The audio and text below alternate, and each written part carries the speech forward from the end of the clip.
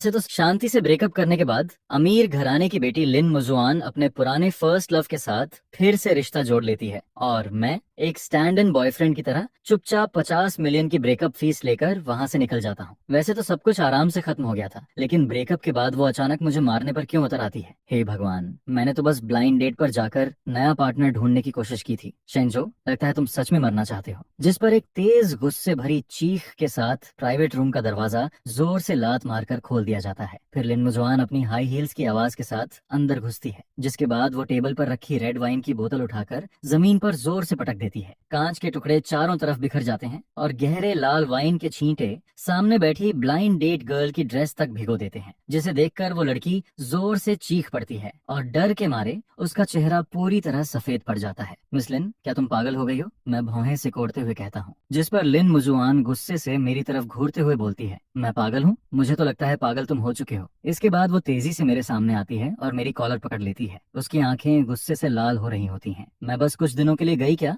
और तुम चुपके से ब्लाइंड डेट पर पहुंच गए? हमारा ब्रेकअप हो चुका है, मैं शांत आवाज में कहता हूँ। ब्रेकअप? जिस पर वो दांत पीसते हुए बोलती है, क्या मैंने एग्री किया था? फिर वो मेरी तरफ झुककर कहती है, मैं तुम्हें 50 मिलियन इसलिए दिए थे ताकि तुम आराम से घर में रहो, मेरा इंतजार करो। किसने तुम्हें हिम्मत दी कि मेरे पैसे लेकर दूसरी औरत ढूंढने निकल पड़े? जिस पर मैं उसका हाथ हटाते हुए कहता हूँ, लिन मुजवान, वो 50 मिलियन ब्रेकअप फीस थी। तुमने खुद कहा था कि ची बियाओशियो वापस आ चुका है और तुम उसे एक प्रॉपर स्टेटस देना चाहती हो, इसलिए मैं पैसे लेकर हट गया ताकि तुम दोनों साथ रह सको। यही तो हैप्पी एंडिंग थी जो तुम चाहती थी। Happy ending? जिस पर वो जोर से टेबल पर हाथ मारती है, तुम अपनी औकात जानते हो? तुम बस एक डॉग हो जिसे मैंने पाला था। चाहे मैं तुम्हें छोड़ दूं, फिर भी तुम्हें वहीं पड़े रहना चाहिए जहां मैं कहूँ। यह सुनकर ब्लाइंड डेट वाली लड़की डर से कांपने लगती है। फिर वो अपना बैग उठाकर बाहर भागने की कोशिश करती है। लिन मुजवान की ठंडी आवाज गूंजती है, जिस पर बाहर खड़े बॉडीगार्ड्स तुरंत उसका रास्ता रोक लेते हैं। लिन मुजवान, हद मत पार करो, उसे जाने दो, मैं उठते हुए कहता हूँ। जिस पर वो ताना मारते हुए हंस पड़ती है। फिर उस लड़की के सामने जाकर उसे ऊपर से नीचे तक देखती है। ये चीप लड़की भी मेरी बराबरी करेगी? क्या तुम अंधे हो गए हो? मेरे सामने ऐसी गरीब औरत लेकर आए हो? मिस लिन,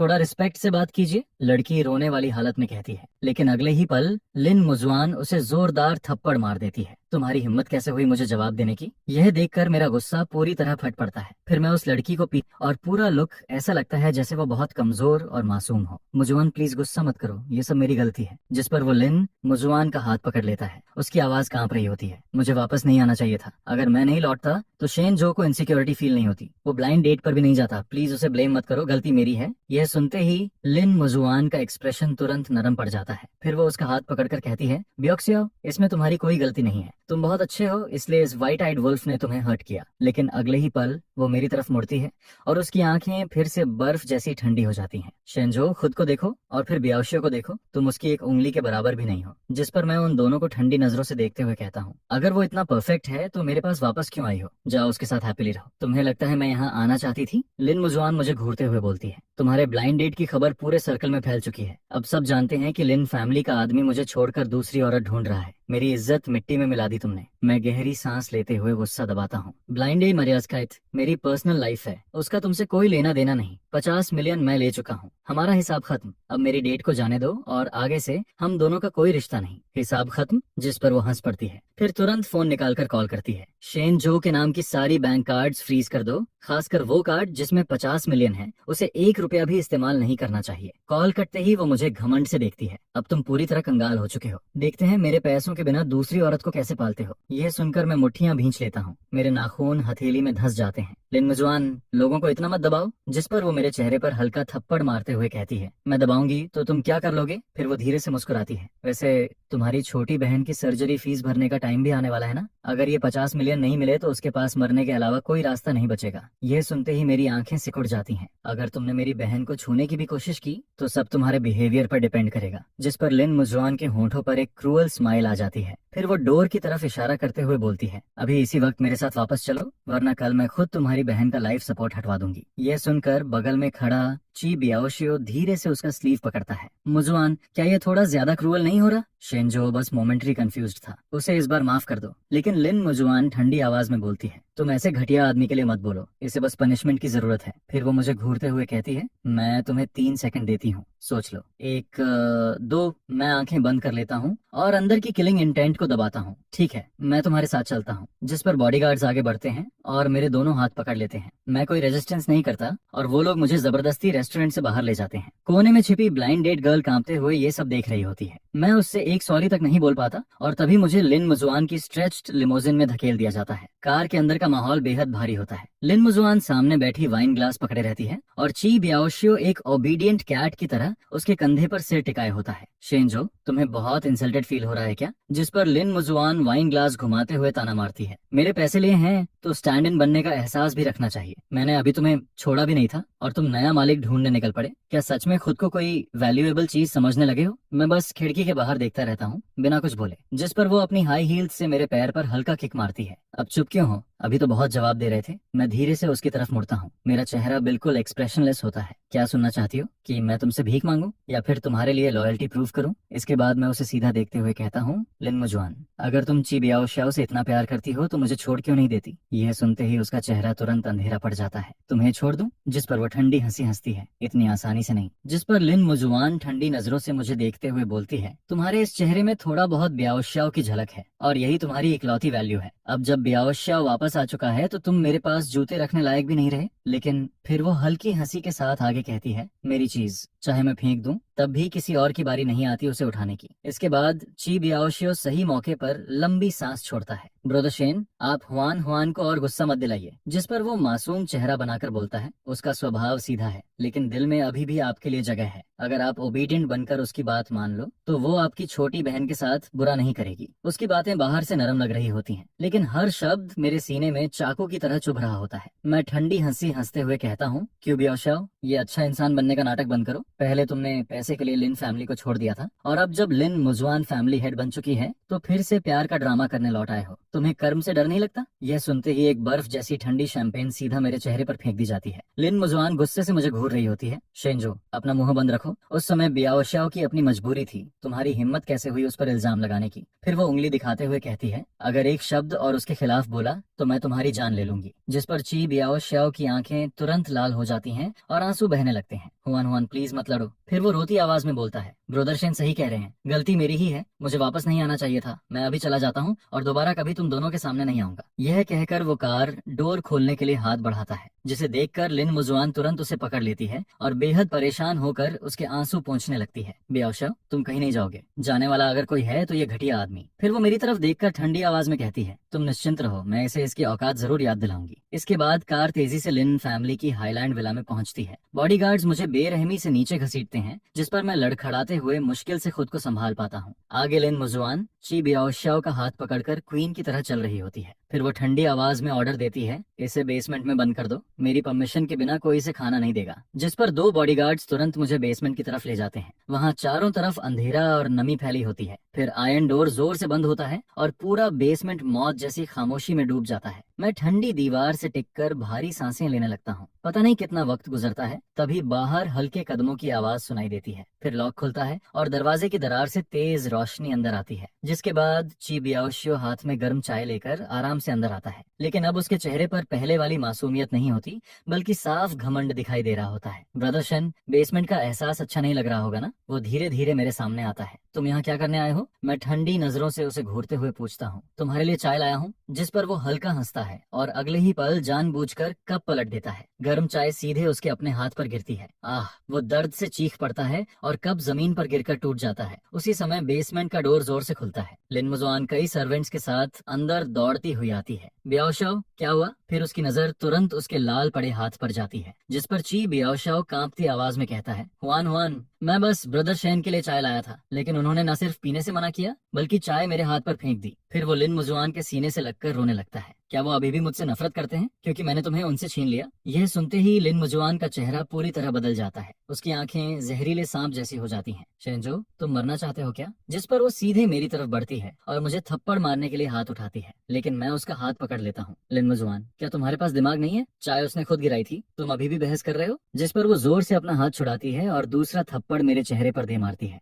थप्पड़ की तेज आवाज पूरे बेसमेंट में गूंज जाती है। मैं चेहरा दूसरी तरफ मोड़ लेता हूँ और मुंह में खून का स्वाद महसूस होने लगता है। इसे मारो। लिन मुजुआन पागलों की तरह चीखती है। तब तक मारो जब तक ये बियाओशियो के सामने घुटने टेक कर माफी ना मांगे, जिस पर बॉडीगार्ड्स तुरंत मुझ पर टूट पड़ते हैं। उनके पंच बारिश की तरह मेरे शरीर पर गिरने लगते हैं। मैं जमीन पर सिकुड़ जाता हूँ और सिर बचाने की कोशिश करता हूँ, लेकिन एक आवाज तक नहीं निकालता। लिन मुजुआन बस ठंडी नजरों से ये सब देख रही होती है। शेंजो, यही अंजाम होता है मुझे चैलेंज करने का। तुम खुद को क्या समझते हो जो मेरे आदमी को हाथ लगाने चले थे? जिस पर ची बियाओशियो उसका स्लीव पकड़कर फेक सिंपैथी दिखाता है। हुआन हुआन बस करो, अगर और मारा तो वो सच में मर जाएगा। आखिर वो 3 साल तक तुम्हारे साथ रहा है। यह सुनकर लिन मुजुआन का चेहरा थोड़ा नरम पड़ता है। तुम बहुत सॉफ्ट हार्टेड हो। फिर वो हाथ उठाकर बॉडीगार्ड्स को रुकने का इशारा करती है। मैं मुश्किल से जमीन से उठता हूँ और होठों के किनारे लगा खून पोंछता हूँ। मेरे सीने में तेज दर्द उठ रहा होता है। शायद 2 रिब्स टूट चुकी थी। मैं सिर उठाकर उसे घूरता हूँ। लिन मुजुआन, अगर हिम्मत है तो आज मुझे मार ही डालो, वरना एक दिन ऐसा आएगा जब मैं तुमसे सब कुछ ब्याज समेत वापस लूंगा। यह सुनकर वो जोर से हंस पड़ती है। वापस लोगे तुम? फिर वो मेरे सामने आकर मेरी हथेली पर अपनी हाई हील रख देती है और धीरे धीरे उसे कुचलने लगती है। हड्डियों के चटकने जैसा दर्द पूरे शरीर में फैल जाता है, लेकिन मैं दांत भींचकर चीख रोक लेता हूँ। कल रात मेरी और बियाओशियो की एंगेजमेंट पार्टी है। वो ऊपर से मुझे देखते हुए बोलती है, जब तुम्हें लिन फैमिली में रहना इतना पसंद है तो कल वेटर बनकर हमारी सर्विस करना। मैं अचानक सिर उठाता हूँ। तुम्हारे पास मना करने का हक नहीं है। जिस पर वो ठंडी मुस्कान के साथ आगे बोलती है, तुम्हारी बहन की लाइफ सपोर्ट हर महीने 1 लाख खर्च करती है। अगर तुमने आधा शब्द भी ना कहा तो मैं कल ही हॉस्पिटल जाकर उसकी दवाइयां बंद करवा दूंगी। यह सुनते ही मेरा पूरा शरीर कांप उठता है। मेरी आंखों का गुस्सा जैसे उसे जला देने को तैयार हो। लिन मुजुआन, तुम सच में जानवर हो। लेकिन वो बिल्कुल बेपरवाह होकर कंधे उचकाती है। याद रखना, कल रात 8 बजे वेटर यूनिफॉर्म पहनकर नीचे आ जाना। मुझे शर्मिंदा मत करना। इसके बाद वो ची बियाओशियो का हाथ पकड़कर बिना पीछे देखे वहां से चली जाती है। फिर बेसमेंट का आयरन डोर दोबारा बंद हो जाता है। मैं अंधेरे में दीवार से टिककर नीचे बैठ जाता हूँ और अपना सिर पकड़ लेता हूँ। मेरी छोटी बहन इस दुनिया में मेरा आखिरी फैमिली मेंबर है। 3 साल पहले वो कार एक्सीडेंट का शिकार हुई थी और वेजिटेटिव स्टेट में चली गई। ड्राइवर भाग चुका था। उसकी महंगी मेडिकल फीस भरने के लिए ही मैंने वो humiliating stand in contract sign किया था। मैं सोचता था कि बस 3 साल सह लूं, 50 मिलियन लेकर बहन को विदेश इलाज के लिए भेज दूंगा। लेकिन मुझे क्या पता था कि लिन मुजुआन कभी मुझे छोड़ने वाली ही नहीं थी। अगली रात लिन फैमिली विला रोशनी से चमक रहा होता है। मैं टाइट वेटर यूनिफॉर्म पहनकर शैंपेन ट्रे उठाए उन अमीर मेहमानों के बीच घूम रहा होता हूँ। मेरे सीने के घाव अब भी दर्द कर रहे होते हैं। हर कदम ऐसा लग रहा होता है जैसे मैं सुइयों पर चल रहा हूँ। जिस पर अगली रात लिन मुजुआन एक बेहद शानदार लग्जरी गॉन पहनकर ची बियाओशियो के साथ ग्रैंड हॉल के बीचों बीच खड़ी होती है। दोनों चारों तरफ से मिल रही बधाइयां एक्सेप्ट कर रहे होते हैं। तभी पीछे से एक तीखी महिला आवाज सुनाई देती है, अरे ये तो शेन जो है ना। मैं पीछे मुड़कर देखता हूँ और वहाँ लिन मुजुआन की बेस्ट फ्रेंड झाओ या वाइन ग्लास हाथ में ले खड़ी होती है। फिर वो मुझे ऊपर से नीचे तक घूरती है। उसकी आंखों में साफ तिरस्कार भरा होता है। ये क्या हालत बना रखी है? मुझे तो लगा था तुम्हें कब का घर से निकाल दिया गया होगा। जिस पर आसपास खड़े मेहमान धीरे धीरे फुसफुसाना शुरू कर देते हैं। हर तरफ अजीब नजरें मेरी तरफ उठने लगती हैं। मिस जो, प्लीज रास्ता दीजिए, मैं धीमी आवाज में कहता हूँ। लेकिन जो या ठंडी हंसी हंसती है। रास्ता? तुम जैसे सर्वेंट की इतनी हिम्मत की मुझसे स्टोन में बात करे? इसके बाद वो अचानक हाथ घुमाती है और रेड वाइन सीधा मेरे चेहरे पर फेंक देती है। ठंडी वाइन मेरे चेहरे से बहती हुई गर्दन तक पहुंचती है और मैं बेहद बेइज्जत हालत में वहां खड़ा रह जाता हूँ। पूरा बैंक्वेट हॉल अचानक शांत हो जाता है। सभी लोग इसी तरफ देखने लगते हैं और फिर धीरे धीरे गॉसिप शुरू हो जाती है, जिस पर लिन मुजुआन और ची बियाओक्सियाओ भी वहां तक आ जाते हैं। क्या हुआ? लिन मुजुआन भौहें सिकोड़ते हुए पूछती है। तभी जाओ या तुरंत विक्टिम बनने का ड्रामा शुरू कर देती है। हुआन हुआन, तुम्हारा सर्वेंट बिल्कुल मैंस नहीं जानता। मैं तो बस इसे पॉलिटली पूछ रही थी, लेकिन ये मुझे घूरने लगा। यह सुनते ही लिन मुजुआन ठंडी नजरों से मुझे देखती है। शेंजो, लगता है तुम्हें फिर से पनिशमेंट चाहिए। अभी तुरंत या से माफी मांगो। मैं चेहरे से वाइन पहुंचते हुए उसकी तरफ शांत नजरों से देखता हूँ। मैंने कुछ गलत नहीं किया तो माफी क्यों मांगू? तुम अभी भी जवाब दे रहे हो? जिस पर लिन मुजुआन गुस्से में हाथ उठाती है। लगता है वो मुझे थप्पड़ मारने वाली होती है, लेकिन तभी ची बियाओशियो जल्दी से उसका हाथ पकड़ लेता है। हुआन हुआन, आज हमारी एंगेजमेंट है, ऐसे आदमी के लिए गुस्सा मत करो। फिर वो मेरी तरफ मुड़ता है। उसकी आंखों में एक पल के लिए चालाक चमक गुजरती है। ब्रोदर, बस एक सॉरी बोल दीजिए, सबके सामने सीन मत बनाइए। तभी अचानक ची बियाओशियो जोर से चौंकने का नाटक करता है। मेरा रिंग कहाँ गया?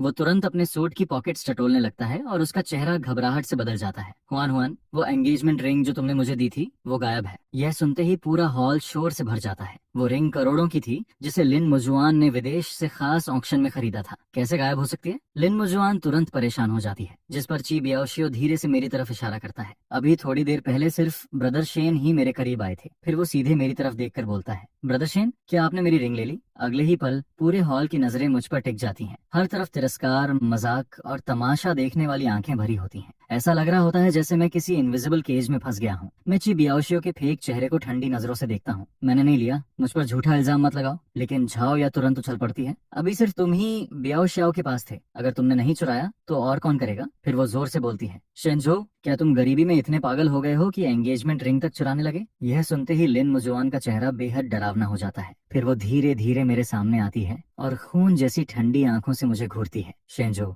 रिंग वापस दो। मैंने कहा ना मैंने नहीं लिया। मैं बिना पीछे हटे उसकी आंखों में आंखें डालकर बोलता हूँ, जिस पर वो ठंडी हंसी हंसती है। लगता है जब तक सबूत सामने न आए तुम मानोगे नहीं। फिर वो बॉडीगार्ड्स को आदेश देती है, इसकी तलाशी लो। 2 बॉडीगार्ड्स तुरंत मुझे पकड़ लेते हैं। वो बेरहमी से मेरे कंधे दबाकर मेरी पॉकेट्स चेक करने लगते हैं, लेकिन मैं जरा भी रेजिस्टेंस नहीं करता, क्योंकि मुझे पता था जितना मैं स्ट्रगल करूंगा उतनी ज्यादा ह्यूमिलिएशन मिलेगी। कुछ ही सेकंड बाद एक बॉडीगार्ड मेरी कोट पॉकेट से छोटा वेलवेट बॉक्स निकालता है, जिसे देखकर पूरे हॉल में सनसनी फैल जाती है। फिर बॉक्स खोला जाता है और उसके अंदर वही चमकती डायमंड रिंग रखी होती है। अगले ही पल हॉल शोर से भर जाता है। सच में इसी ने चोरी की। वाह, स्टैंड इन बॉयफ्रेंड बनकर भी पैसे कम नहीं पड़े क्या। मिस लिन ने आखिर ऐसे व्हाइट आइड वुल्फ को घर में रखा ही क्यों। जिस पर ची बियाओ श्याओ तुरंत आंखें लाल करके दुखी चेहरा बना लेता है। ब्रदर शेन, अगर आपको पैसों की जरूरत थी तो मुझसे मांग लेते, लेकिन आपने वो रिंग क्यों चुराई जो हुआन हुआन ने मुझे प्यार की निशानी के रूप में दी थी। उसकी ये बातें मुझे और ज्यादा लोगों के सामने विलन बना देती हैं। लिन मुजुआन अब गुस्से से कांप रही होती है। फिर वो रिंग बॉक्स छीन कर सीधे मेरे चेहरे पर फेंक देती है। शेंजो, तुम मुझे घिन दिला रहे हो। जिस पर वो चीखते हुए बोलती है, लिन फैमिली ने तुम्हें खाने और पहनने की कमी छोड़ी थी क्या। फिर भी तुम चोरी पर उतर आए।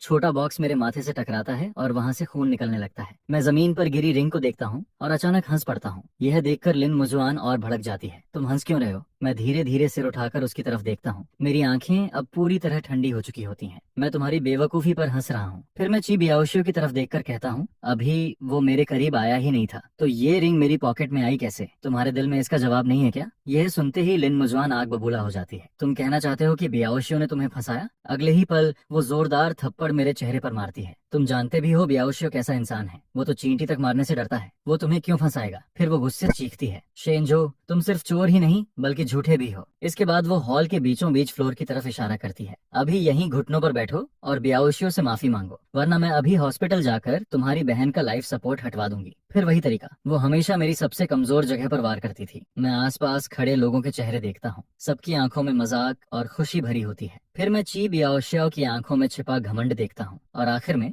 लिन मुजुआन का वो चेहरा जो कभी मुझे बेहद खूबसूरत लगता था, लेकिन अब उसमें मुझे सिर्फ घिन नजर आ रही होती है। मेरे दिल में बची आखिरी उम्मीद भी उसी पल खत्म हो जाती है। 3 सालों तक मैंने लिन फैमिली के बुजुर्ग का एहसान चुकाने के लिए अपनी असली पहचान छुपाई थी। मैं विलिंगली स्टैंड इन बनकर लिन मुजुआन के साथ रहा। मुझे लगता था अगर मैं बस सहता रहूं, पीछे हटता रहूं, तो शायद एक दिन वो मेरी मजबूरी समझ जाएगी। लेकिन मैं गलत था। कुछ लोग अंदर से पूरी तरह सड़ चुके होते हैं। फिर मैं शांत नजरों से लिन मुजुआन को देखता हूँ। अब मेरे अंदर ना गुस्सा बचा था, ना ह्यूमिलिएशन, सिर्फ बर्फ जैसी ठंडक बाकी थी। लिन मुजुआन, ये आखिरी बार है जब तुम मुझे धमका पाई हो। जिस पर पूरा हॉल फिर से शांत हो जाता है। फिर मैं सबके सामने अपनी पॉकेट से फोन निकालता हूँ और एक ऐसा नंबर डायल करता हूँ जिस पर मैंने कई सालों से कॉल नहीं किया था। फोन सिर्फ एक रिंग में उठ जाता है। दूसरी तरफ से एक भारी और अथॉरिटेटिव मेल वॉइस सुनाई देती है, हेलो। लेकिन मैं बिना देर किए उसे बीच में ही रोक देता हूँ। Big brother. फिर मैं हल्की सांस छोड़ते हुए कहता हूँ, मैं खेलते खेलते थक गया हूँ, अब मुझे घर ले जाओ। यह सुनते ही पूरा बैंकेट हॉल मौत जैसी खामोशी में डूब जाता है। पूरा बैंकेट हॉल एकदम चुप हो जाता है। सभी लोग मुझे हैरानी से देख रहे होते हैं, जैसे किसी को समझ ही नहीं आ रहा कि मैं आखिर कर क्या रहा हूँ। जिस पर सबसे पहले लिन मुजुआन होश में आती है। फिर वो ऐसे हंस पड़ती है जैसे उसने दुनिया का सबसे बड़ा जोक सुन लिया हो। शेंजो, लगता है तुम सच में पागल हो चुके हो। फिर वो तान भरी आवाज में बोलती है, बिग ब्रदर। तुम्हारा कौन सा बिग ब्रदर। वो मजदूर बाप जो कंस्ट्रक्शन साइट पर इंटेंड होता है। इसके बाद वो ठंडी हंसी के साथ आगे कहती है, क्या तुम्हें लगता है कि एक फेक फोन कॉल करके किसी रिच फैमिली का ड्रामा रचकर तुम पनिशमेंट से बच जाओगे। अगले ही पल उसका चेहरा अचानक ठंडा पड़ जाता है। मैं तुम्हें आखिरी चांस दे रही हूँ, अभी घुटनों पर बैठो, वरना आज रात तुम्हारी बहन की लाश लेने के लिए तैयार रहना। मैं फोन वापस पॉकेट में रखता हूँ और बिना एक्सप्रेशन के उसे देखता हूँ। लिन मुजुआन, बहुत जल्द तुम्हें पता चल जाएगा आखिर घुटनों पर कौन गिरेगा। यह सुनते ही लिन मुजुआन का चेहरा गुस्से से विकृत हो जाता है। मेरी आंखों की ठंडक उसे और भड़का देती है। मरते दम तक अकड़ नहीं जाएगी ना। फिर वो बॉडीगार्ड्स की तरफ मुड़कर चीखती है, इसका सिर जमीन पर दबाओ। अगर आज इसने कोटो नहीं किया तो इसकी टांगे तोड़ देना। जिस पर कई लंबे चौड़े बॉडीगार्ड्स तुरंत मेरी तरफ बढ़ते हैं। साइड में खड़ा ची बियाओशियो हल्की मुस्कान दबाए ये सब देख रहा होता है। ब्रोदर शेन, मान जाइए ना, बेवजह खुद को क्यों हर्ट कर रहे हैं? लेकिन तभी धड़म, विला का भारी मेन गेट बाहर से जोरदार ताकत के साथ उड़कर खुल जाता है। इतनी तेज आवाज गूंजती है कि हॉल का क्रिस्टल चैंडेलियर तक हिलने लगता है, जिस पर वहां मौजूद हर इंसान डरकर दरवाजे की तरफ देखने लगता है। फिर सभी देखते हैं कि काले सूट्स और सनग्लासेस पहने बॉडीगार्ड्स की दो लंबी कतारें अंदर घुसती हैं। कुछ ही सेकंड में पूरा हॉल उनके कब्जे में आ जाता है। उनकी प्रेजेंस लिन फैमिली की सिक्योरिटी से कई लेवल ऊपर लग रही होती है। इसके बाद उन गार्ड्स के बीच से एक आदमी और एक औरत धीरे धीरे अंदर आते हैं। वो आदमी लंबा, बेहद हैंडसम और कोल्ड ऑरा वाला होता है। उसके चेहरे की कुछ फीचर्स मुझसे मिलती जुलती थी। उसके पूरे शरीर से एक ऐसा दबाव निकल रहा होता है जैसे वो किसी की जिंदगी और मौत का फैसला एक पल में कर सकता हो। वो था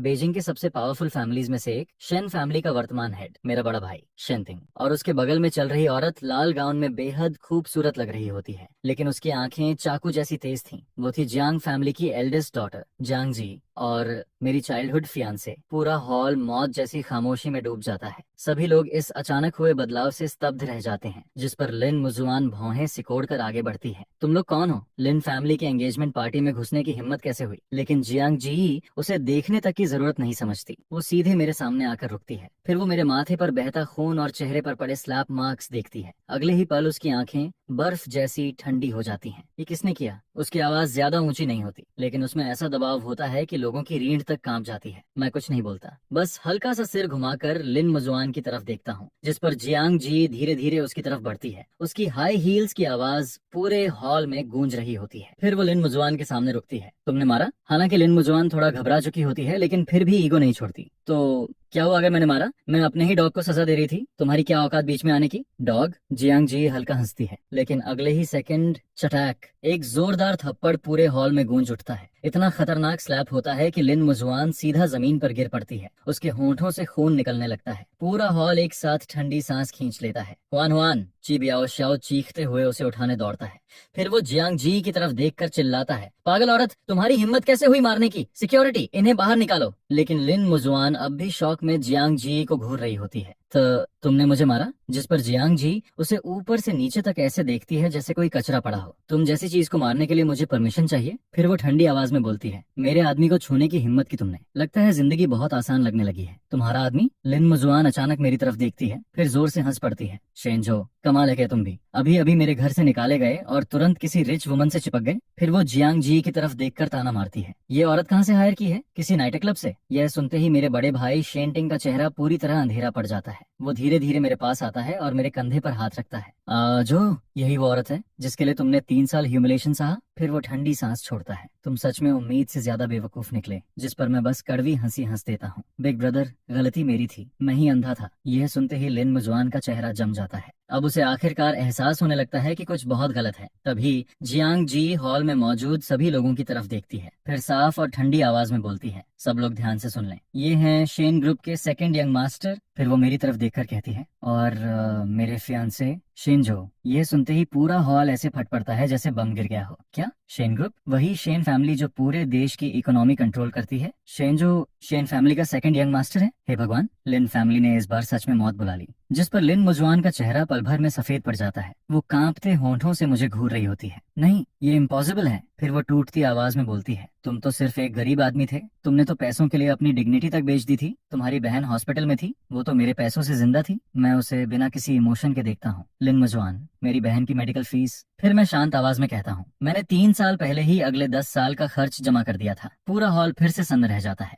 10 साल, और मैं तुम्हारे साथ सिर्फ इसलिए रहा क्योंकि तुम्हारे दादा ने कभी मेरी जान बचाई थी। फिर मैं उसकी आंखों में देखते हुए बोलता हूँ, मैंने उनसे वादा किया था कि 3 साल तक तुम्हारी रक्षा करूंगा, लेकिन अब वो 3 साल खत्म हो चुके हैं और आज के बाद तुम्हारा और मेरा रिश्ता भी खत्म। इसके बाद मैं अपने बड़े भाई की तरफ मुड़ता हूँ, चलते हैं। लेकिन तभी रुको, ची बियाओशाओ अचानक खड़ा हो जाता है। उसे अब भी सिचुएशन की गंभीरता समझ नहीं आई होती और वो फिर से अपना फेक इनोसेंट एक्ट शुरू करने की कोशिश करता है, जिस पर क्यू बियाओशाओ अब भी हार मानने को तैयार नहीं होता। फिर वो फेक दुखी चेहरा बनाकर बोलता है, ब्रदर शेन, चाहे आप शेन फैमिली के यंग मास्टर ही क्यों ना हो, लेकिन आपने मेरी रिंग चोरी की है, प्लीज मेरी रिंग वापस कर दीजिए। यह सुनते ही मेरे बड़े भाई शेन टिंग उसे ठंडी नजरों से देखते हैं। अगले ही पल उनके पीछे खड़ा बॉडीगार्ड बिजली की तेजी से आगे बढ़ता है। धड़ाम, उसकी एक एक सीधे चीब याओशियो के घुटने पर पड़ती है, जिस पर उसका घुटना टूटने जैसी आवाज करता है और वो दर्द से चीखते हुए जमीन पर गिर पड़ता है। उसका घुटना जोर से फ्लोर पर टकराता है और वो दर्द से कांपने लगता है। फिर शेन टिंग ठंडी आवाज में बोलते हैं, शेन फैमिली को तुम्हारी गंदी रिंग की जरूरत है। इसके बाद वो मुझे साथ लेकर सीधे लिन फैमिली विला से बाहर निकल जाते हैं। सबसे आखिर में जियांग जी रुकती है। फिर वो पीछे मुड़कर लिन मुजुआन की तरफ देखती है। उसके होंठों पर हल्की मॉकिंग स्माइल होती है। मिस लिन, अब शेन फैमिली के गुस्से के लिए तैयार रहना। यह कहकर वो भी वहाँ से चली जाती है। इसके बाद मैं वापस शेन फैमिली मैनर पहुँचता हूँ। मैं नहाकर क्लीन क्लोथ्स बदलता हूँ और फैमिली डॉक्टर मेरे माथे के घाव को केयरफुली ट्रीट करता है। फिर मैं विशाल स्टडी रूम में बैठकर खिड़की के बाहर फैली रात को देखता हूँ। मेरे मुंह से धीरे से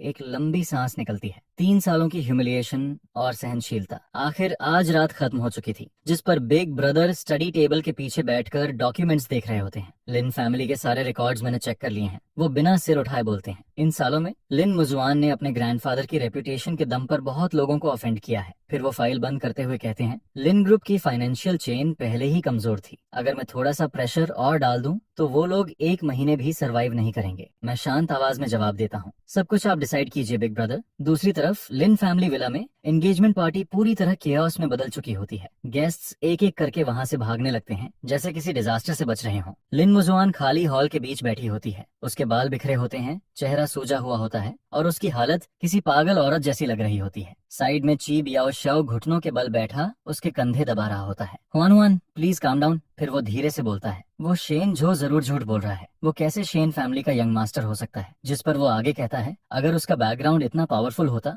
तो वो 3 साल तक तुम्हारे पास स्टैंड इन बनकर क्यों रहता? उसकी बातें जैसे लिन मुजुआन को डूबते वक्त सहारा दे देती हैं। फिर वो अचानक उसका हाथ पकड़ लेती है। हाँ, तुम सही कह रहे हो। अगले ही पल उसकी आंखों में फिर से पागलपन लौट आता है। वो जरूर एक्टिंग कर रहा था। वो जियांग जी भी किसी हायर एक्ट्रेस से ज्यादा कुछ नहीं होगी। फिर वो दांत पीसते हुए बोलती है, शेंजो बस मुझे एम्बैरस करना चाहता था, लेकिन मैं उसकी चीप ट्रिक्स से डरने वाली नहीं हूँ। इसके बाद वो तुरंत फोन निकालती है और कंपनी के फाइनेंस डायरेक्टर को कॉल करती है, जल्दी शेन ग्रुप की एक्टिविटीज चेक करो। फिर वो गुस्से में बोलती है, और शेंजो वाला 50 मिलियन कार्ड तुरंत फ्रीज कर दो, उसे 1 पैसा भी इस्तेमाल नहीं करना चाहिए। लेकिन दूसरी तरफ से कांपती हुई आवाज आती है, प्रेसिडेंट लिन, बड़ी प्रॉब्लम हो गई है। यह सुनते ही लिन मुजुआन का चेहरा बदल जाता है। हमारे फॉरेन प्रोजेक्ट्स अचानक सस्पेंड हो गए हैं और बैंक्स ने भी हमारी क्रेडिट लाइंस रोक दी हैं। फिर उधर से डरती आवाज आती है, कंपनी की कैपिटल चेन टूट चुकी है। टक, लिन मुजुआन का फोन उसके हाथ से गिर जाता है। उसके पैर कांपते हैं और वो सीधा सोफा पर बैठ जाती है।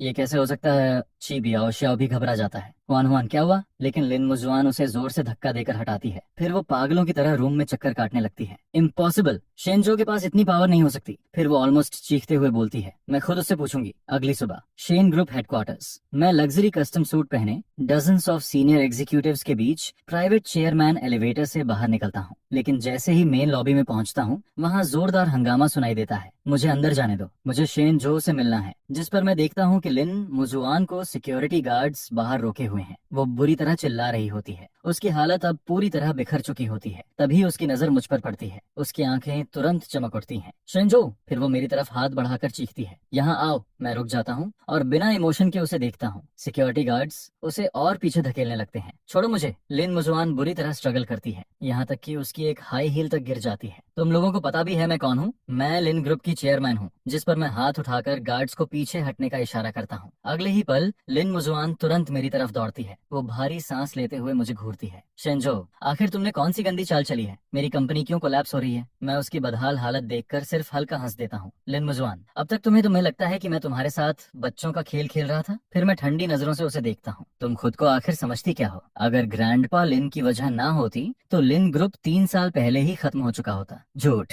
लिन मुजुआन जोर से चीखती है, ग्रैंडपा को तुम्हारी जरूरत क्यों पड़ती? तुम तो सिर्फ एक गरीब आदमी थे जो पैसों के लिए मेरे पीछे पड़ा था। मैं हल्का सा सिर हिलाता हूँ। अब मुझे उसे एक्सप्लेन करने की इच्छा तक नहीं बची होती। तुम जो चाहो सोचो। फिर मैं ठंडी आवाज में आगे बोलता हूँ, लेकिन याद रखना, लिन ग्रुप का बैंकरप्सी बस शुरुआत है। जो कुछ तुमने मुझ पर किया है उसका हिसाब मैं एक एक करके लूंगा। यह कहकर मैं मुड़कर जाने लगता हूँ। लेकिन तभी लिन मुजुआन अचानक अचानक मेरा हाथ पकड़ लेती है। शेंजो, तुम मेरे साथ ऐसा नहीं कर सकते। उसकी आवाज कांप रही होती है। मैं तुम्हारी औरत हूँ, क्या तुम हमारे 3 साल भूल गए? जिस पर मैं जोर से उसका हाथ झटक देता हूँ। लिन मुजुआन, खुद को इतना इंपॉर्टेंट मत समझो। फिर मैं उसकी आंखों में देखते हुए बोलता हूँ, 3 सालों में तुमने मेरी एक उंगली तक छुई थी? हर बार जब तुम मुझे देखती थी तुम्हारे दिमाग में सिर्फ वो यूजलेस ची बियाओशो होता था। अब वो वापस आ चुका है तो खुश रहो ना। फिर मैं ठंडी हंसी के साथ पूछता हूँ, अब मेरे पीछे क्यों भाग रही हो? यह सुनते ही लिन मुजुआन पूरी तरह चुप हो जाती है। तभी बाहर से जियांग जी हाई हील्स की आवाज के साथ अंदर आती है। वो सीधे मेरे पास आकर मेरा हाथ पकड़ लेती है। आजो, इस तरह के कचरे से बात करके अपना टाइम वेस्ट क्यों कर रहे हो? फिर वो लिन मुजुआन को आधी नजर से देखती है। मिस लिन, मेरी सलाह मानो और जल्दी बैंक हफ्ते से लिक्विडेशन की तैयारी करो। जिस पर वो हल्की हंसी के साथ आगे कहती है, वरना थोड़ी देर बाद शायद तुम्हारे पास भागने के लिए प्लेन टिकट खरीदने के पैसे भी नहीं बचेंगे। ये सुनते ही लिन मुजुआन की नजर जियांग जी के मेरे हाथ पकड़ने पर टिक जाती है। उसकी आंखों में पागल जेलासी चमकने लगती है। फिर वो दांत पीसते हुए बोलती है, जियांग जी, इतनी जल्दी खुश मत हो। शेंजो तुमसे प्यार नहीं करता, वो सिर्फ मुझसे बदला लेने के लिए तुम्हारे साथ है। जिस पर जियांग जी उसे ऐसे देखती है जैसे किसी बेवकूफ इंसान को देख रही हो। लिन मुजुआन, क्या तुम्हें सेल्फ डिल्यूजन की बीमारी है? फिर वो ठंडी आवाज में बोलती है, आज वो मुझसे प्यार करता है या नहीं ये सोचने की जरूरत तुम्हें नहीं है, लेकिन तुम्हें अपनी फिक्र जरूर करनी चाहिए। इसके बाद वो ताना मारते हुए आगे कहती है, एक फेक ग्रीन टी आदमी के लिए तुमने कुछ ही दिनों में लिन फैमिली की 100 साल पुरानी फाउंडेशन बर्बाद कर दी। अगर तुम्हारे ग्रैंडपा को ये सब पता चलता तो वो कब्र से वापस उठाते। चुप रहो। ये सुनते ही लिन मुजुआन अचानक पागलों की तरह चीख पड़ती है, तुम्हें बियाओ श्याओ की इंसल्ट करने का कोई हक नहीं। फिर वो ऑलमोस्ट हिस्टेरिकल होकर बोलती है, बियाओ श्याओ ही वो इंसान है जो मुझसे सबसे ज्यादा प्यार करता है। जिस पर वो कांपती आवाज में पुरानी बात याद करने लगती है। जब मेरा किडनैपिंग हुआ था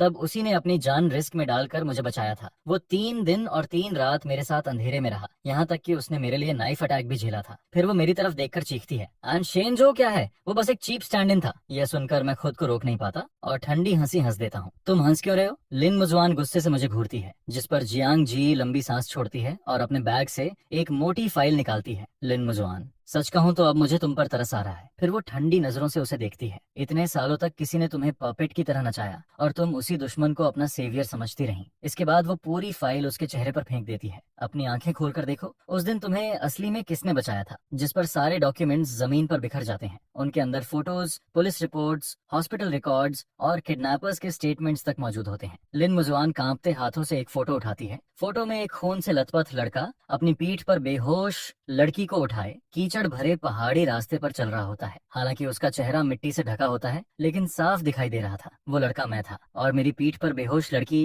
लिन मुजुआन थी। ये क्या है? उसके हाथ कांपने लगते हैं। फिर वो पागलों की तरह बाकी डॉक्यूमेंट्स पलटने लगती है। हर सबूत एक ही सच बता रहा होता है। उस रात एबंडेंट फैक्ट्री में 3 दिन और 3 रात उसके साथ रहने वाला इंसान मैं था। अपनी जान जोखिम में डालकर उसे बचाने वाला भी मैं था। शिबियाओक्साओ नहीं, ये इम्पॉसिबल है। लिन मुजुआन बार बार सिर हिलाने लगती है। उसका चेहरा सफेद पड़ चुका होता है, लेकिन बियाओक्साओ के पास वो जेड पेंडेंट था जो मैंने अपने सेवियर को दिया था। मैं उसे ठंडी नजरों से देखता हूँ। वो पेंडेंट मेरी माँ की आखिरी निशानी थी। फिर मैं शांत आवाज में आगे बोलता हूँ, उस दिन तुम्हें बचाते वक्त मैं बुरी तरह घायल होकर बेहोश हो गया था। उसी मौके का फायदा उठाकर ची बियाओशियो ने मेरा पेंडेंट चुरा लिया और खुद को तुम्हारा सेवर बना लिया। यह सुनते ही लिन मुजुआन पूरी तरह जड़ हो जाती है। मैं आगे बोलता हूँ, जब मैं होश में आया तब ग्रैंडपा लिन पहले ही सच्चाई पता कर चुके थे। उन्हें मेरे लिए गिल्ट फील हुआ, इसलिए उन्होंने तुम्हें वो कॉन्ट्रैक्ट साइन करने पर मजबूर किया। वो चाहते थे कि मैं तुम्हारे साथ रहूं, तुम्हारी प्रोटेक्शन करूं और तुम्हें सही रास्ता दिखाऊं। फिर मैं उसकी आंखों में देखते हुए कहता हूं, लेकिन अफसोस, तुम सिर्फ आंखों से नहीं दिल से भी अंधी निकली। यह सुनते ही लिन मुजुआन ऐसे कांपती है जैसे उस पर बिजली गिर गई हो। वो धीरे धीरे जमीन पर बैठ जाती है। उसकी आंखों से बड़े बड़े आंसू गिरने लगते हैं। फिर वो कांपती आवाज में पूछती है, तो उस अंधेरे में मेरा हाथ पकड़कर बार बार मुझे डरने से रोकने वाला इंसान तुम थे? मेरे लिए नाइफ अटैक झेलकर जिसकी पीठ पर आधा मीटर लंबा स्कार रह गया, वो भी तुम थे? लेकिन मैं उसे कोई जवाब नहीं देता, क्योंकि अब सच का कोई मतलब नहीं बचा था। फिर मैं ठंडी आवाज में कहता हूँ, लिन मुजुआन, अब तुम्हें सच्चाई पता चल चुकी है। आगे से मेरे सामने मत आना, मुझे तुमसे घिन आती है। इसके बाद मैं जियांग जी का हाथ पकड़ता हूँ और बिल्डिंग के अंदर चला जाता हूँ। पीछे से लिन मुजुआन की टूटती हुई चीख सुनाई देती रहती है, शेंजू प्लीज मत जाओ, मेरी बात तो सुनो। लेकिन सिक्योरिटी उसे घसीटते हुए बाहर निकाल देती है। इसके बाद लिन मुजुआन पागलों की तरह वापस लिन फैमिली विला भागती है। उधर ची बियाओशियो आराम से सोफा पर बैठा वाइन पी रहा होता है। वो सोच रहा होता है कि लिन फैमिली से और कितना फायदा निकाला जा सकता है। तभी धड़म, विला का डोर जोर से खुलता है। लिन मुजुआन लाल आंखों के साथ अंदर घुसती है। उसके हाथ में वही डॉक्यूमेंट्स होते हैं। हुआन हुआन, तुम आ गई? ची बियाओशियो तुरंत खड़ा हो जाता है और हमेशा की तरह इनोसेंट फेस बनाता है। उस लूजर शेन जो ने क्या कहा, लेकिन अगले ही पल चटाक, लिन मजुआन पूरी ताकत से उसके चेहरे पर थप्पड़ मारती है। इतना जोरदार स्लैप होता है कि ची बियाओशियो के मुंह से खून निकल आता है। वान वान, तुम मुझे मार क्यों रही हो? वो शॉक्ड होकर अपना चेहरा पकड़ लेता है, जिस पर लिन मजुआन पागलों की तरह चीखती है, मारूं? मैं तो तुम्हें जान से मार देना चाहती हूँ। फिर वो सारे डॉक्यूमेंट्स उसके चेहरे पर फेंक देती है। ची बियाओशियो, तुम लायर निकले। तुमने शेनजो का पेंडेंट चुराकर खुद को मेरा सेवर बताया। तुमने इतने साल मुझे बेवकूफ बनाया। यह सुनते ही ची बियाओशियो का चेहरा सफेद पड़ जाता है। उसे समझ आ जाता है कि सब एक्सपोज हो चुका है, लेकिन फिर भी वो सफाई देने की कोशिश करता है। हुआन हुआन, मेरी बात सुनो, ये सब शेनजो का फेक सेटअप है। वो तुम्हें मैनिपुलेट कर रहा है। चुप रहो। लिन मुजुआन गुस्से में चीख पड़ती है, निकल जाओ। नहीं, अभी के अभी लिन फैमिली से दफा हो जाओ। अब ची बियाओशियो का फेक मास्क पूरी तरह टूट चुका होता है। फिर वो खून पहुंचते हुए ठंडी हंसी हंसता है। लिन मुजुआन, तुम खुद को समझती क्या हो? फिर वो तिरस्कार से बोलता है, लिन ग्रुप तो अब खत्म होने वाला है। अगर तुम्हारे अंदर थोड़ा भी फायदा बाकी ना होता तो क्या मैं तुम्हारे जैसी क्रेजी औरत के पास वापस आता? यह सुनकर लिन मुजुआन की आंखें फैल जाती हैं, जैसे वो पहली बार असली ची बियाओशियो को देख रही हो। तुम क्या कह रहे हो? जिस पर वो सीधे उसके चेहरे पर हंस पड़ता है। मैं कह रहा हूँ कि तुम बेवकूफ हो। फिर वो जहरीली आवाज में बोलता है, शेनजो तुम्हारे हाथ में सबसे पावरफुल कार्ड था और तुमने खुद उसे बर्बाद कर दिया। अब तुम्हारे पास कुछ नहीं बचा। क्या तुम्हें लगता है मैं तुम्हारे साथ भूखा मरूंगा? यह कहकर ची बियाओशियो ऊपर भागता है। वो जल्दी जल्दी अपनी वैल्यूएबल्स पैक करता है और बिना पीछे देखे विला छोड़कर चला जाता है, जिस पर लिन मुजुआन ठंडी फ्लोर पर बैठ जाती है। उसे लग रहा होता है जैसे उसकी पूरी दुनिया टूट गई हो। जिस प्यार पर उसे सबसे ज्यादा भरोसा था वो पूरी तरह फेक निकला, और जो इंसान हमेशा अंधेरे में उसकी प्रोटेक्शन करता रहा उसे उसने खुद अपने हाथों से बर्बाद कर दिया। रिग्रेट अब जहरीले सांप की तरह उसके दिल को काट रहा होता है। शेनजो, मुझे माफ कर दो, वो बार बार खुद से यही बोलती रहती है। फिर अचानक वो लड़खड़ाते हुए विला से बाहर भागती है। तेज बारिश शुरू हो चुकी होती है। शाम तक शेन फैमिली मैनर के बाहर मूसलाधार बारिश गिर रही होती है। हवा जोर जोर से चीख रही होती है, और उसी बारिश में भीगी हुई लिन मुजुआन शेन फैमिली के विशाल आयरन गेट के सामने घुटनों के बल बैठी होती है। बारिश और तेज होती जा रही होती है। लिन मुजुआन का पतला शरीर ठंड से कांप रहा होता है। उसका चेहरा इतना सफेद पड़ चुका होता है जैसे कोई फीमेल घोस्ट हो। फिर वो आयरन गेट पर जोर जोर से हाथ मारते हुए चीखती है, शेनजो प्लीज मुझसे एक बार मिल लो। मुझे अपनी गलती समझ आ गई है, सच में समझ आ गई है। उसकी आवाज बारिश भरी रात में बेहद टूटती हुई सुनाई दे रही होती है। गेट के अंदर खड़े गार्ड्स उसे बिना इमोशन के देख रहे होते हैं। मिस लिन, वापस चली जाइए, सेकंड यंग मास्टर आराम कर रहे हैं। लेकिन लिन मुजुआन जिद्दी होकर जमीन पर घुटनों के बल बैठी रहती है। मैं नहीं जाऊंगी, जब तक वो मुझसे नहीं मिलेंगे मैं यहीं रहूंगी। जिस पर बारिश लगातार उसके ऊपर गिरती रहती है और उसके अंदर बची आखिरी डिग्निटी भी धोती जा रही होती है। उधर दूसरी मंजिल के स्टडी रूम में मैं फ्लोर टू सीलिंग विंडो के सामने खड़ा उसे नीचे देख रहा होता हूँ। तभी जियांग जी हाथ में गर्म मिल्क लेकर मेरे पास आती है। वो 2 घंटे से नीचे घुटनों पर बैठी है। फिर वो मेरी तरफ देखकर पूछती है, मिलना चाहते हो? मैं कप लेकर एक सिप पीता हूँ, फिर शांत आवाज में कहता हूँ, एक बार मिल लेता हूँ, कुछ बातें साफ करनी जरूरी हैं। इसके बाद मैं ब्लैक अम्ब्रेला उठाकर बाहर निकलता हूँ। भारी आयरन गेट धीरे धीरे खुलता है। लिन मुजुआन जैसे ही मुझे देखती है उसकी आंखों में उम्मीद चमक उठती है। फिर वो घुटनों के बल रेंगती हुई मेरे पास आती है और मेरे पैरों को कसकर पकड़ लेती है। शेनजो, आखिर तुम मुझसे मिलने आ गए, वो रोते हुए बोलती है। मुझे माफ कर दो, पहले मैं अंधी थी, मैं उस जानवरची बियाओशियो के झूठ में फंस गई थी। फिर वो सिर उठाकर मुझे देखती है। उसका चेहरा आंसुओं और बारिश से पूरी तरह भीग चुका होता है। प्लीज मुझे एक मौका दे दो, हम फिर से शुरू कर सकते हैं। लेकिन मैं ऊपर से उसे बिना किसी गर्माहट के देखता हूँ। लिन मुजुआन, तुम्हें सच में लगता है कि अब भी ऐसा हो सकता है? क्यों नहीं हो सकता? जिस पर वो जल्दी जल्दी बोलने लगती है। उस समय तुम मेरे लिए अपनी जान तक देने को तैयार थे, मतलब तुम्हारे दिल में अब भी मेरे लिए फीलिंग्स है ना? फिर वो ऑलमोस्ट टूटती हुई आवाज में बोलती है, अगर तुम मुझे माफ कर दो तो मैं कुछ भी करूंगी। मैं तुम्हारी स्टैंड इन बन जाऊंगी, मैं तुम्हारी सर्वेंट बन जाऊंगी, बस मुझे मत छोड़ो। यह सुनकर मैं धीरे से उसका हाथ हटाता हूँ और एक कदम पीछे चला जाता हूँ। देर से आया प्यार, फिर मैं ठंडी आवाज में कहता हूँ, कूड़े से भी ज्यादा सस्ता होता है। यह सुनते ही उसका शरीर कांप उठता है और मैं आगे बोलता हूँ, जिस शेनजो ने कभी तुम्हारे लिए अपनी जान दांव पर लगा दी थी उसे तुमने अपने बेसमेंट में अपने हाथों से मार दिया। लिन मुजुआन की आंखें पूरी तरह टूट जाती हैं। नहीं, ऐसा मत कहो। लेकिन मैं बिना इमोशन के आगे बोलता हूँ, अगले महीने मेरी और जियांग जी की एंगेजमेंट है। अगर तुम्हारे अंदर थोड़ा भी सेल्फ रिस्पेक्ट बचा है तो दोबारा मेरे सामने मत आना। फिर मैं आखिरी वार करते हुए कहता हूँ, वरना मुझे लिन फैमिली को पूरी तरह मिटाने में कोई दिक्कत नहीं होगी। यह कहकर मैं वापस मैनर के अंदर चला जाता हूँ। भारी आयरन गेट फिर से उसके सामने बंद हो जाता है। शेनजो, लिन मुजुआन की दिल चीर देने वाली चीख बारिश में गूंज उठती है। फिर वो भीगी जमीन पर गिर पड़ती है। कुछ दिनों बाद लिन ग्रुप ऑफिशियली बैंकरप्ट घोषित हो जाता है। लिन मुजुआन के पिता इस शॉक को बर्दाश्त नहीं कर पाते और ब्रेन हेमरेज के कारण आईसीयू में पहुंच जाते हैं। कभी एरोगेंट और पावरफुल रहने वाली लिन फैमिली पूरी तरह बर्बाद हो चुकी होती है। उधर क्यू बियोशाओ का अंत भी अच्छा नहीं होता। वो पैसे लेकर विदेश भागने की कोशिश करता है, लेकिन मेरे बड़े भाई के लोगों द्वारा रास्ते में पकड़ लिया जाता है। उसके सारे पैसे छीन लिए जाते हैं। फिर उसे साउथ ईस्ट एशिया की इलीगल कोल माइंस में बेच दिया जाता है। अब वो जिंदगी भर सूरज की रोशनी तक नहीं देख पाएगा। और जहां तक लिन मुजुआन की बात थी, उसे अपने सारे ज्वेलरी और लग्जरी बैग्स बेचने पड़ते हैं ताकि वो अपने पिता का इलाज करवा सके।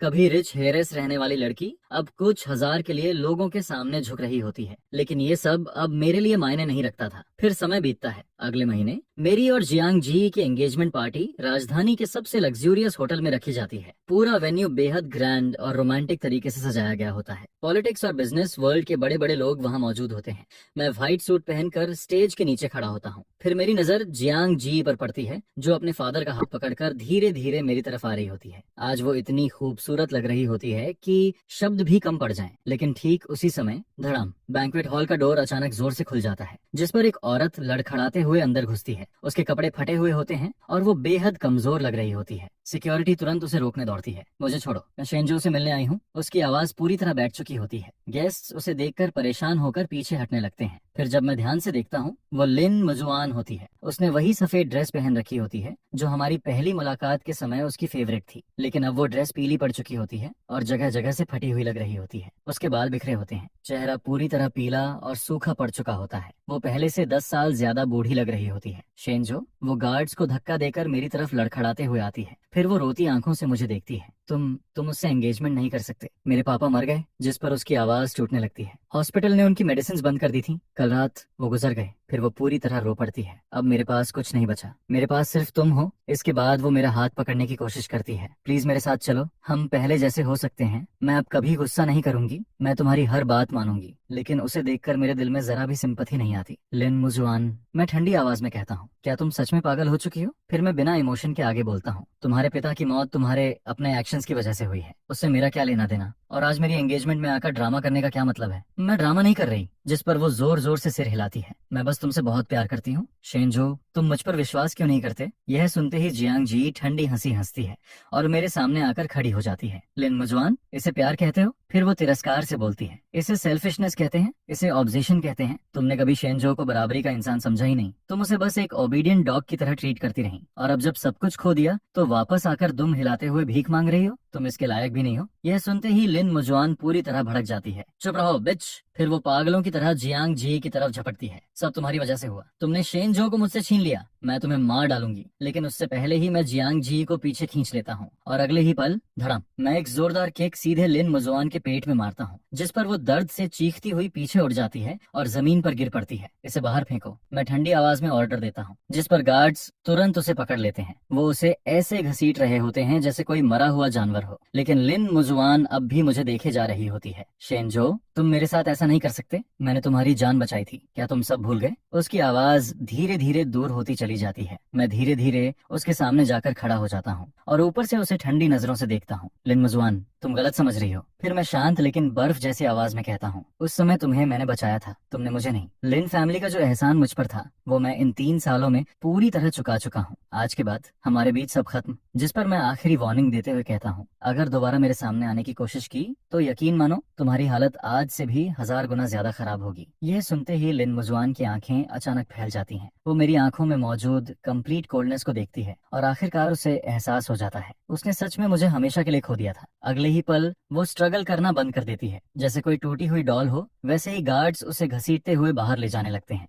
लेकिन उसके मुंह से पागलों जैसी डरावनी हंसी निकलती रहती है। बंधन खत्म। शेंजो, तुम सच में बहुत क्रूअल हो। फिर बैंक्वेट हॉल का दरवाजा बंद हो जाता है और उसकी हंसी बाहर ही रह जाती है। इसके बाद एंगेजमेंट पार्टी फिर से नॉर्मल होने लगती है। मैं मुड़कर जियांग जी का हाथ पकड़ता हूँ। सॉरी, तुम्हें डरा दिया? जिस पर जियांग जी हल्के से मुस्कुराती है और मेरा हाथ कसकर पकड़ लेती है। कोई बात नहीं। फिर वो प्यार से कहती है, कचरा साफ होने के बाद ही नई जिंदगी शुरू होती है। तभी एमसी की आवाज फिर से हॉल में गूंजती है। सभी गेस्ट्स की ब्लेसिंग्स के बीच मैं जियांग जी को एंगेजमेंट रिंग पहनाता हूँ। कुछ महीनों बाद राजधानी में सर्दियां जल्दी आ जाती हैं, पूरा शहर बर्फ से ढक चुका होता है। मैं शेन ग्रुप के प्रेसिडेंट ऑफिस में बैठा रिपोर्ट्स देख रहा होता हूँ। बिग ब्रदर अब पीछे हट चुके थे और ऑफिशियली पूरा शेन ग्रुप मेरे हाथों में दे चुके थे। तभी जियांग जी 2 कप्स कॉफी लेकर अंदर आती है। थोड़ा रेस्ट भी कर लो प्रेसिडेंट शेन। वो मुस्कुराते हुए मुझे कॉफी देती है। मैं माथा दबाते हुए कप लेता हूँ और एक सिप पीता हूँ। आज बाहर बहुत स्नो गिर रही है, जिस पर जियांग जी विंडो के पास जाकर नीचे बिजी स्ट्रीट्स को देखती है। हाँ, फिर वो कैजुअली कहती है, सुना है साउथ सिटी का पुराना एरिया जल्द डेमोलिश होने वाला है। इसके बाद वो अचानक मेरी तरफ मुड़ती है। वैसे आज कंपनी आते वक्त मैंने किसी को देखा। किसे? मैं कैजुअली पूछता हूँ। लिन मजुआन। यह नाम सुनते ही मेरे हाथ हल्के से रुक जाते हैं। वो कहाँ थी? जिस पर जियांग जी धीरे से साई करती है। साउथ सिटी के गार्बेज स्टेशन के पास। फिर वो धीमी आवाज में कहती है, लगता है वो सच में पागल हो चुकी है। बर्फ में कुछ होमलेस लोगों के साथ सड़ा हुआ बन छीन रही थी और लगातार तुम्हारा नाम बड़बड़ा रही थी। वो कह रही थी कि तुम उसे घर वापस ले जाओगे। मैं कुछ देर चुप रहता हूँ, फिर धीरे से कॉफी टेबल पर रख देता हूँ। ऐसा है? मेरी आवाज में जरा भी इमोशन नहीं होता। लिन मुजुआन के एंड को लेकर न मुझे खुशी थी न दया। उसने जैसा बोया था वैसा ही काट रही थी। सब कुछ उसने खुद अपने हाथों से बर्बाद किया था। जिस पर जियांग जी हल्का आईब्रो उठाकर मुस्कुराती है। क्या बात है, सॉफ्ट हार्टेड हो रहे हो? मैं उसके पास जाकर उसे अपनी बाहों में भर लेता हूँ। तुम ज्यादा सोच रही हो। फिर मैं उसके कान के पास धीरे से कहता हूँ, मेरे दिल में सिर्फ एक इंसान के लिए जगह है और वो सिर्फ तुम हो। यह सुनते ही जियांग जी मेरे सीने से लगकर संतुष्ट मुस्कुरा देती है। अच्छा है। कुछ दिनों बाद मैं असिस्टेंट को साउथ सिटी भेजता हूँ, लेकिन लिन मुजुआन से मिलने नहीं, बल्कि वहाँ ऑर्फनेज रिलोकेशन की प्रॉब्लम सॉल्व करने के लिए। वो ऑर्फनेज पहले लिन फैमिली का हुआ करता था। असिस्टेंट वापस आकर रिपोर्ट मैंने तबर्ट देता है। प्रेसिडेंट शेन,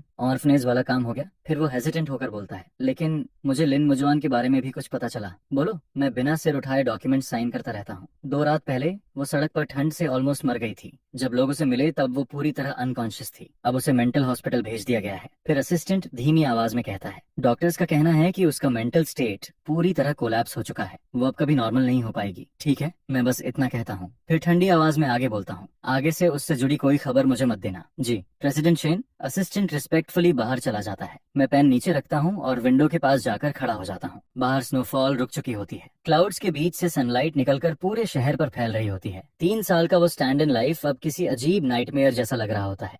उस नाइटमेयर में मैंने ह्यूमिलिएशन, पेन और बेट्रेयल सब कुछ सहा था, लेकिन उसी नाइटमेयर ने मुझे इंसानों का असली चेहरा भी दिखा दिया। लिन मुजुआन का एरोगेंस, उसका ऑब्सेशन और सेल्फिशनेस आखिरकार उसे खुद ही एबस में धकेल देते हैं। और मैं अपनी डिग्निटी कुचले जाने और मौत जैसी हालत से गुजरने के बाद आखिरकार दोबारा जीना सीख चुका था। उस शाम मैं कार चलाकर शेन मैनर वापस आता हूँ। किचन में जियांग जी एप्रन पहनकर खाना बना रही होती है। जैसे ही वो डोर खुलने की आवाज सुनती है, तुरंत सिर बाहर निकालती है। उसके चेहरे पर गर्म जोशी भरी स्माइल होती है।